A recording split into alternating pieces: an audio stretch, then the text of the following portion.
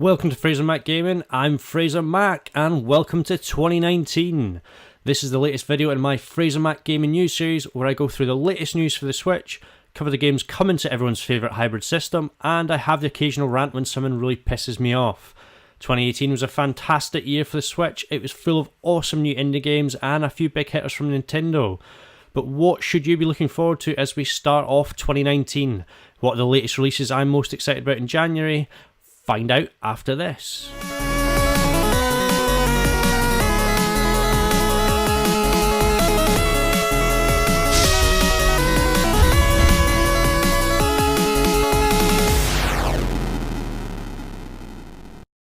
The first game up in January is a Kickstarter funded game that was due to release last month, but it was delayed slightly.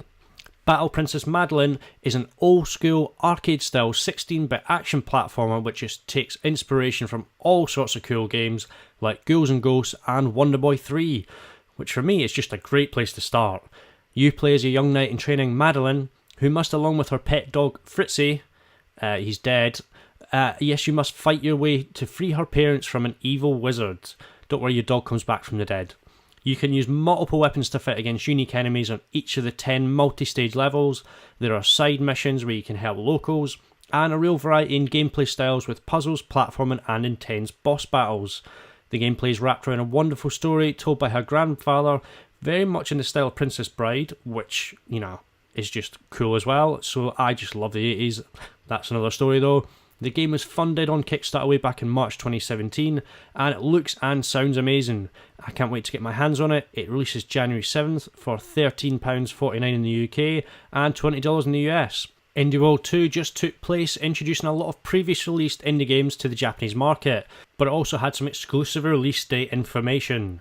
BQM, or Block Quest Maker, was one of those glorious new announcements and it brings back memories of playing 3D Dot Heroes. Block Quest Maker is a dungeon RPG maker. The game lets you come up with your own dungeons, fully stocked with puzzles, traps, secret doors, falling rocks, and lots of other deathly hazards to boot. But don't worry, if making your own puzzles sounds like way too much time and effort, or if you're just creatively challenged like I am, and also you could just call that plain lazy, you don't have to make your own puzzles at all. You can let your friends or the online community do it all for you. You can also while away your time playing pre-made dungeons in the challenge mode. What more could you ask for? It looks delightfully fun and deathly dangerous all at the same time. Block Quest Maker arrives January 10th with a stampede of other games. It will cost $11.99 in the UK and $15 in the US. From the makers of Rumble comes a modern 2D action adventure with more than a few nods to the Mega Man series, with a little bit of Doctor Who as well. Double Cross sees you play as Zara, an agent of Rift, regulators of interdimensional frontiers and technology. It's her job to keep the peace throughout all of the infinite dimensions in the galaxy. You have to use Rift technology, not a sonic screwdriver or TARDIS in sight unfortunately, to investigate an attack on Rift headquarters. You can swing, fight and collect clues to find the attacker and save the galaxy. There are RPG elements allowing you to level up and upgrade your special agent gear, and you can play the levels in any order you choose. Hello Mega Man. Sounds like a winner to me and it looks beautiful. The only drawback may be the price. It's releasing on January 10th as well. It's $20 in the US and $17.99 in the UK. So for that price, I think I'm going to want a serious amount of gameplay and it's going to have to stand up in terms of the quality. So fingers crossed it lives up to the bill when it releases January 10th. Following on from the release of Phantasy Star in December, the latest Sega Ages game is Outrun. The classic arcade racing game has been upgraded to run at 60 frames per second, it supports widescreen and gyro controls are also available. It contains features included in the 3DS version, which was released back in 2015, things like the additional tune-ups and the best game music. If you've gotten into Horizon Chase Turbo recently and fancy a retro classic, then Outrun releases on January 10th for $8 in the US and $5.99 in the UK. Moving on to January 11th, and we have a game heavy on the action, and it also involves some heavily powered science fiction weaponry. It's Hive Jump. The run and gun game takes inspiration from Metroid and Contra, so I just can't wait to see that love child. It's full of action platform and procedurally generated levels, permadeath, upgradable weapons, challenge rooms, and strategic campaigns that affect how the game unfolds. It's meant to be a fast-paced thrill ride with bullets and enemies flying everywhere. Did someone mention flying? Yes, it even has jetpacks. This looks right up my street and it's full of retro-inspired goodness. It's only a tenner in the UK or $10 in the US, so well worth the money if the gameplay stacks up. I'll let you know as soon as I get hold of it. The big game to get 2019 going for Nintendo is New Super Mario Bros. U Deluxe. An awful name for a game lots of Nintendo fans love to be very vocal and complain about, but not me. I want to make that very clear right now. If you want info on the game, then you've come to the wrong place. It's all over the internet, so just read a proper journalist and you'll get the full gist of everything that's included. I love my Mario, and he was definitely my favourite character growing up, and he'll always be number one for me. Seeing as I grew up playing 2D Mario as well, I want Nintendo to keep making them forever. I love them, I don't care who knows it. Judging by the sales figures, when they release, 2D Mario games just seem to be a bit like Coldplay. Everyone seems to like to knock them, but they make a lot of money. So, someone's buying them, and I'm one of them. New Super Mario Bros. U Deluxe releases January 11th, and the only question is, where can I get the best deal?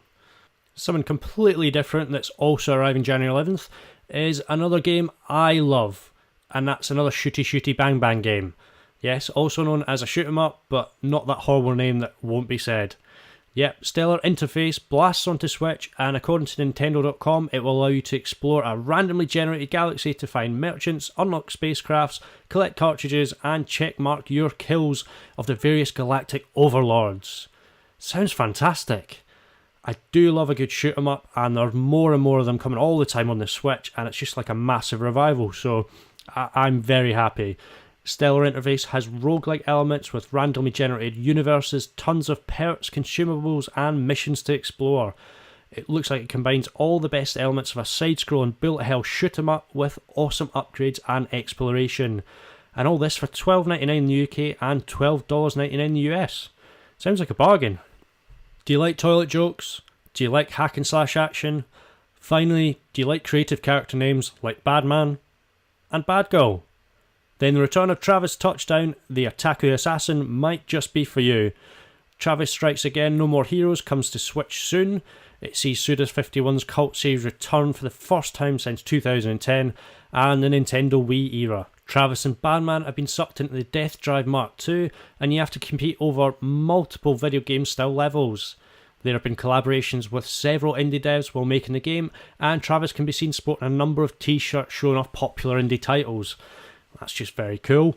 I got to play an early demo at EGX Res last year, and although the game looked awesome and played silky smooth, I couldn't really get into it. I felt at the time it seemed a bit straightforward and a little bit repetitive. It lacked any kind of real feedback through the controls, etc. for the impact in fights, but it's a really beloved series. I've not really played it before. Travis Strikes Again No More Heroes is released January 18th.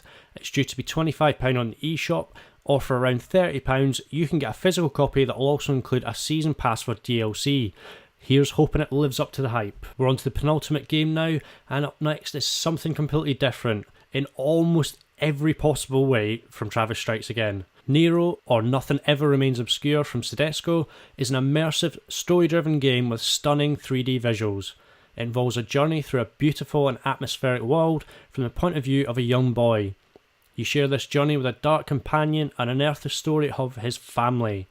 Although the game is heavily focused on exploration-style gameplay, there's also interactive puzzles to solve.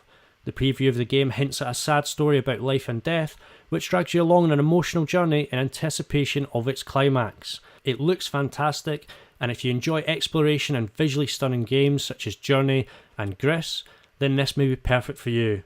It will be receiving a digital and physical release on January 25th. It's currently £23 on base.com and £27 on Amazon. The last game on this month's list, but definitely not the least exciting, is the award-winning magical adventure Mages of Mistralia. A well-received game at PAX East and South over the last couple of years, it combines storytelling from best-selling author Ed Greenwood, known for his Forgotten Realms fantasy work, along with charming cartoon-like 3D visuals and an enchanting orchestral soundtrack. You play as a young girl Zia, who's been born with magical powers in a land where they've been banned. You must go on a journey to learn how to control your abilities, meet other mages to develop your skills, and discover the magical properties of ancient runes. Along the way you will face powerful enemies, tricky puzzles, and treacherous terrain. It will test your brain and your powers, all the way to the end. Overall, this looks like potentially a fantastic game to start the year with, and I can't wait to get my hands on it. Mages of Mistralia from Borealis Games releases on the eShop January 29th. It's $17.99 in the UK and $20 in the US. So those are the 10 games I'm looking forward to most coming out in January 2019 that we know about so far. There's the expected Nintendo Direct come in January, and who knows what might release alongside it or which games could get a sudden release. Let me know which games you like on the list, and if there's any that you think you'll be picking up this month. I have to say my favourites outside of Super Mario Bros. U Deluxe are Stellar Interface. I think that looks very cool. It's got a lot of cool elements in it. Hive Jump.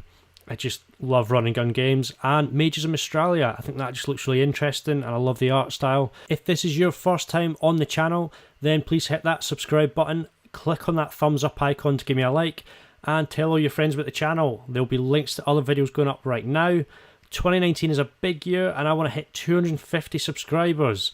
See you on the next video.